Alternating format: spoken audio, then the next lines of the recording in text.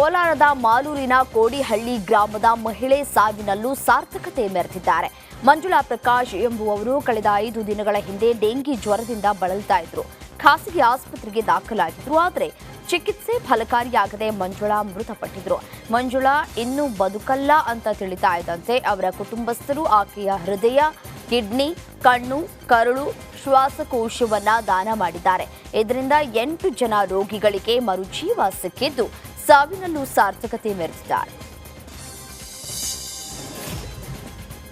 87ನೇ ಕನ್ನಡ ಸಾಹಿತ್ಯ ಸಮ್ಮೇಳನ ಪ್ರಯುಕ್ತ ಕನ್ನಡದ ರಥ ರಾಜ್ಯಾದ್ಯಂತ ಸಂಚರಿಸಲಿದೆ. ಧಾರವಾಡಕ್ಕೆ ಕನ್ನಡ ರಥಯಾತ್ರೆ ಆಗಮಿಸಿದ್ದು ಅಣ್ಣಿಗೇರಿ, ಕುಂದಗೋಳ, ಕಲಘಟಗಿ ಸೇರಿದಂತೆ ಹುಬ್ಬಳ್ಳಿಯಲ್ಲಿ ಸಂಚಾರ ನಡೆಸಿದೆ.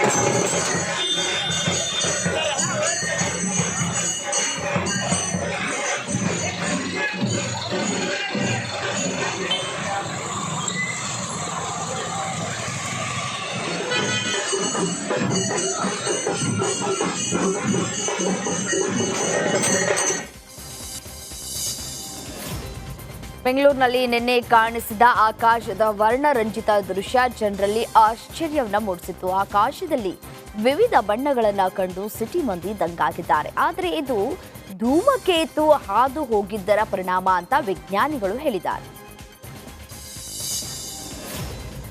ಹಾಡಹಗಲೇ ಅಡಿಕೆಗಾಗಿ ಅಡ್ಡಗಟ್ಟಿ ಖದೀಮರು ದರೋಡೆ ನಡೆಸಿರುವ ಘಟನೆ ದಾವಣಗೆರೆ ಜಿಲ್ಲೆಯ ಚನ್ನಗಿರಿ ತಾಲೂಕಿನ ಜೋಳದಾಳ್ ಬಳಿಯ ಅರಣ್ಯ ಪ್ರದೇಶದ ಬಳಿ ನಡೆದಿದೆ. ಅಡಿಕೆ ಖರೀದಿಗೆ ಹೋಗ್ತಾ ಇದ್ದ ಗಾಡಿಯನ್ನ ಅಡ್ಡಗಟ್ಟಿ 17.25 ಲಕ್ಷ ರೂಪಾಯಿ ಹಣ ದರೋಡೆ ಮಾಡಿದ್ದಾರೆ.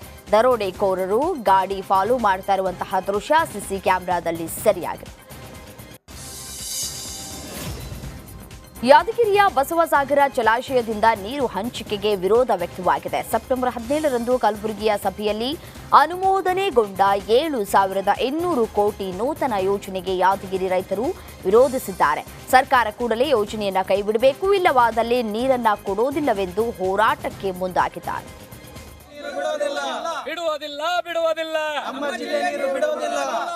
ಏತಕ್ಕಾಗಿ ಹೋರಾಟ,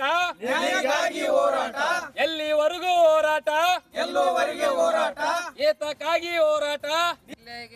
ಅನ್ಯಾಯ ಮಾಡಿರ್ತಕ್ಕಂಥ ಸರ್ಕಾರಕ್ಕೆ ಯಾದಗಿರಿ ಜಿಲ್ಲೆಯ ಕಾರ್ನಲ್ಲಿ ಹೋಗ್ತಾ ಇದ್ದಂತಹ ಯುವತಿಗೆ ಪುಂಡನೊಬ್ಬ ಅಸಭ್ಯ ಶಬ್ದಗಳಿಂದ ಚುಡಾಯಿಸಿರುವ ಘಟನೆ ಹುಬ್ಬಳ್ಳಿ ಧಾರವಾಡ ಮಾರ್ಗ ಮಧ್ಯೆ ನಡೆದಿದೆ. ಬೈರಿದೇವರ ಕೊಪ್ಪದ ಬಳಿ ಯುವತಿಯರು ಕಾರನ್ನ ಯುವಕನೊಬ್ಬ ಬೈಕ್ನಲ್ಲಿ ಫಾಲೋ ಮಾಡ್ಕೊಂಡು ಬಂದಿದ್ದಾನೆ. ಹೋಗ್ತಾ ಇರುವಂತಹ ಸಂದರ್ಭದಲ್ಲಿ ಈ ವೇಳೆ ಯಾಕೆ ಫಾಲೋ ಮಾಡ್ತಾ ಇದೆಯಾ ಅಂತ ಯುವತಿ ಕೇಳಿದ್ರೆ ಆಕೆಗೆ ಅವಾಚ್ಯ ಶಬ್ದಗಳಿಂದ ನಿಂದಿಸಿದ್ದಾರೆ.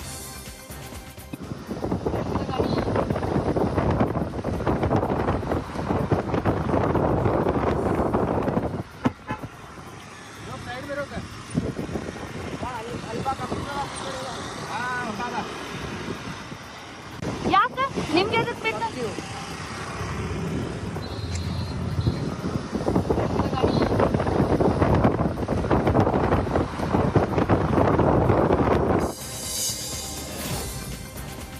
ಅಪಘಾತ ಪರಿಹಾರ ಕೊಡೋದಕ್ಕೆ ವಿಳಂಬ ಹಿನ್ನೆಲೆ ಕಲ್ಯಾಣ ಕರ್ನಾಟಕ ಸಾರಿಗೆ ಸಂಸ್ಥೆಯ 2 ಬಸ್ ಜಪ್ತಿ ಮಾಡಲಾಗಿದೆ. ವಿಜಯನಗರ ಜಿಲ್ಲೆಯ ಕೂಡ್ಲಿಗಿ ತಾಲೂಕಿನ ಹಿರಿಯ ಸಿವಿಲ್ ನ್ಯಾಯಾಲಯದ ಆದೇಶದ ಮೇರೆಗೆ ಜಪ್ತಿ ಮಾಡಲಾಗಿದೆ. 2018ರಲ್ಲಿ ಶಿವಮೊಗ್ಗ ಜಿಲ್ಲೆಯ ತೀರ್ಥಹಳ್ಳಿ ಬಸ್ ಕಾರು ಮಧ್ಯೆ ಅಪಘಾತ ಸಂಭವಿಸಿತ್ತು. ಈ ವೇಳೆ ಕಾರಿನಲ್ಲಿ ಇದ್ದಂತಹ ಕೂಡ್ಲಿಗಿ ನಿವಾಸಿ ಮಂಜುನಾಥ ಎಂಬುವವರು ಬಲಗೈಯನ್ನ ಕಳೆದುಕೊಂಡಿದ್ರು. ಜೊತೆಗೆ ಕೂಡ್ಲಿಗಿ ತಾಲೂಕಿನಲ್ಲಿ ನಡೆದಿದ್ದ ಮತ್ತೊಂದು ಅಪಘಾತದಲ್ಲಿ ಹೊಸಹಳ್ಳಿ ಗ್ರಾಮದ ನಾಗರಾಜ್ ಅನ್ನೋ ವ್ಯಕ್ತಿ ಮೃತಪಟ್ಟಿದ್ರು. ಹೀಗಾಗಿ ಪರಿಹಾರ ನೀಡುವಂತೆ ಕೋರ್ಟ್ ಆದೇಶವನ್ನ ನೀಡಿತ್ತು. ಆದರೆ ಪರಿಹಾರ ವಿಳಂಬ ಮಾಡಿರುವುದರಿಂದ 2 ಕೆಎಸ್ಆರ್ಟಿಸಿ ಬಸ್ ಅನ್ನ ಜಪ್ತಿ ಮಾಡಲಾಗಿದೆ. ಬಾಗಲಕೋಟೆ ಪರಮರಾಮಾರೂಢ ಸ್ವಾಮೀಜಿಗೆ ಪಂಗನಾಮ ಹಾಕಿದ್ದ ಪ್ರಕಾಶ್ ಮುಧೋಳ ಈಗ ಪೊಲೀಸರ ಅತಿಥಿಯಾಗಿದ್ದಾನೆ. 1 ಕೋಟಿ ವಂಚನೆ ಮಾಡಿದ್ದ ಈ ಭೂಪ ಡಿವೈಎಸ್ಪಿ ಹೆಸರಲ್ಲಿ ಕರೆ ಮಾಡಿ ಪಂಗನಾಮ ಹಾಕಿದ್ದ. ವಂಚಕನಿಂದ ಇನೋವಾ ಔರಾ ಕಾರು ಜಪ್ತಿ ಸೇರಿದಂತೆ ಸುಮಾರು 87 ಲಕ್ಷ ರೂಪಾಯಿ ಹಣವನ್ನು ಜಪ್ತಿ ಮಾಡಲಾಗಿದೆ. ಧಾರವಾಡ ತಾಲೂಕಿನ ನಿಗದಿ ಗ್ರಾಮದ ಸಿದ್ದಬಸಪ್ಪ ಹಳಿಯಾಳ ಎಂಬ ರೈತನ ಹೊಲದಲ್ಲಿ ಹೆಬ್ಬಾವು ಪತ್ತೆಯಾಗಿದೆ. ಕಬ್ಬಿನ ನಗರಿ ಸುಲಿಯುವಾಗ ಗದ್ದೆಯಲ್ಲಿ 6 ಅಡಿ ಉದ್ದದ ಹೆಬ್ಬಾವು ಪತ್ತೆಯಾಗಿದೆ. ಸ್ಥಳೀಯರು ಉರಗ ರಕ್ಷಕ ಯಲ್ಲಪ್ಪ ಜೋಡಳ್ಳಿ ಅವರಿಗೆ ಮಾಹಿತಿಯನ್ನು ನೀಡಿದ್ರು. ಉರಗ ರಕ್ಷಕ ಯಲ್ಲಪ್ಪ ಹೆಬ್ಬಾವನ್ನ ಸೆರೆ ಹಿಡಿದು ಅರಣ್ಯ ಇಲಾಖೆ ಸಿಬ್ಬಂದಿ ಸಹಾಯದಿಂದ ಅರಣ್ಯದಲ್ಲಿ ಬಿಟ್ಟಿದ್ದಾರೆ. ಒಮ್ಮೆ ಆಟಕ್ಕೆ ಹಿಡಿತದ್ರು.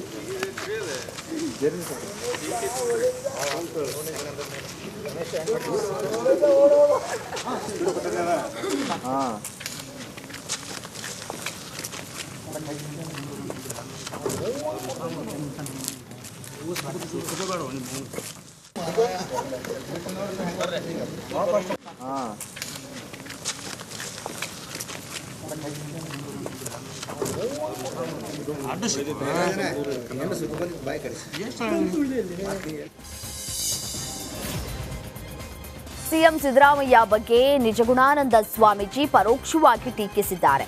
ಧಾರವಾಡ ಕೃಷಿ ವಿವಿಯ 38ನೇ ಸಂಸ್ಥಾಪನಾ ದಿನಾಚರಣೆಯಲ್ಲಿ ತೋಂಟದ ನಿಜಗುಣಾನಂದ ಸ್ವಾಮೀಜಿ ಪ್ರಸಕ್ತ ವಿದ್ಯಮಾನಗಳ ಬಗ್ಗೆ ಪರೋಕ್ಷವಾಗಿ ಪ್ರತಿಕ್ರಿಯಿಸಿದ್ದಾರೆ.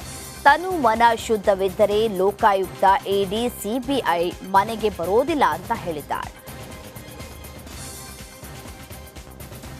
ರೈತ ಅದಕ್ಕೆ ಬಸವಣ್ಣ ಬರೆದ ಕೃಷಿ ಕೃತ್ಯ ಕಾಯಕ ಮಾಡುವ ಸದ್ಭಕ್ತನ ಪಾದವ ತೋರಿಸಿ ಬದುಕಿಸ. ಯಾಕೆ?